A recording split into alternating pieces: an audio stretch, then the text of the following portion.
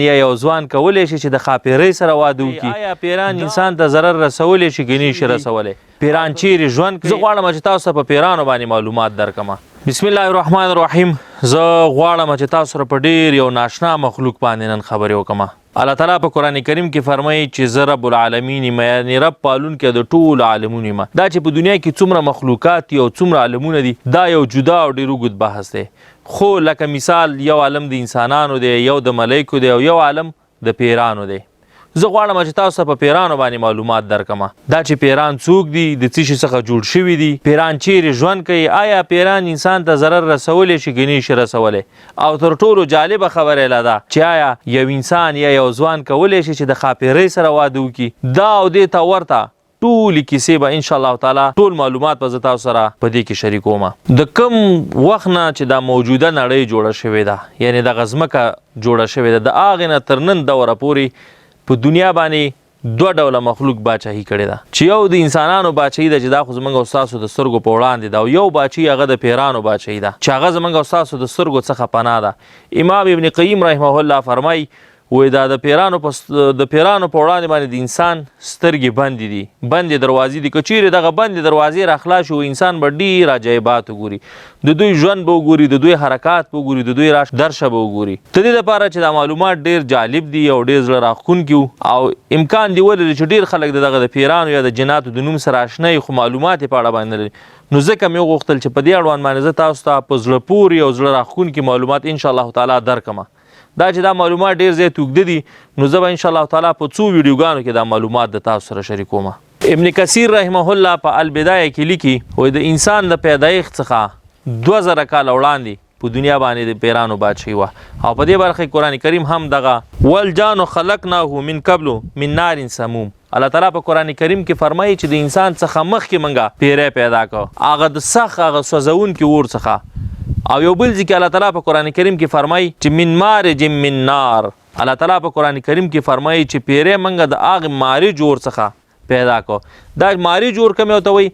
په عربي کې مارج هغه اور ته وایي چې هغه سره لمبه پورته کېږي او په سر کې لوګی مې او ډېر زیات سوروالی.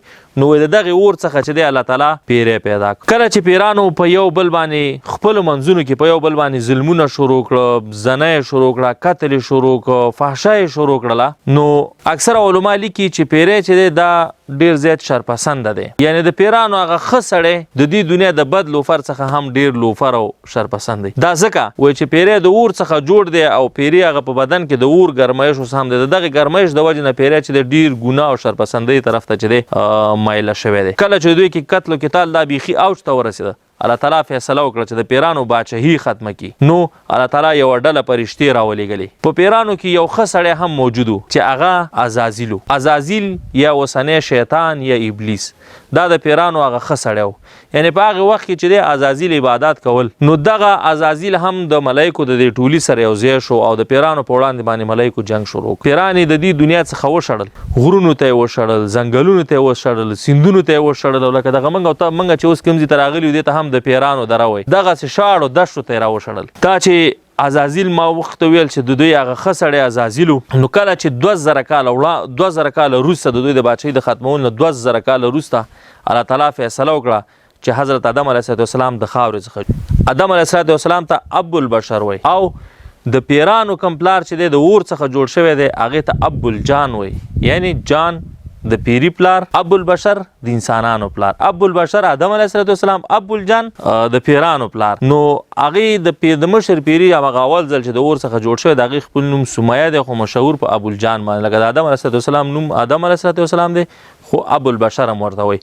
نو عزازیل هم د ابو الجان لمسی و، خو په دوی کې ښه سړی و. کله چې آدم علیه السلام الله تعالی پیدا کړ، نو دلته د عزازیل یا د شیطان یا د ابلیس هغه بزرګي هم پای ته ورسېدله او د آدم علیه السلام په وړاندې باندې مخالفت شروع کړ. د دې دغه عبادات، دغه د پیرانو سره د خپلو پیرانو سره جنگ، دا صرف په دې خاطر و چې شیطان په دې تمه و چې ما ته به الله تعالی د دنیا باچاهي راکړي. خو الله تعالی فیصله بدله وه. الله تعالی آدم علیه السلام د ځمکې خلیفه وګرځو. دا بحث بنده و چې آدم علیه السلام او د پیري دغه موضوع. خو دا بحث تر همدې پورې چې کله آدم علیه السلام پیدا شو، شیطان په وړاندې باندې د دشمنۍ اعلان وکړو، د انسان سره یې دشمني شروع. د ډېرې خلکو نه به تاسو اورېدلي چې شیطان وی عالم خو نه شیطان عالم نو ځکه علما لیکي چې عالم دغومره غټه خطا نه کوي لکه شیطان جوړ کړه. شیطان د آدم علیه السلام په وړاندې باندې ویلي چې زه د اور څخه پیدا یم اور پورته ځي او خاوره چې دی ښکته ځي.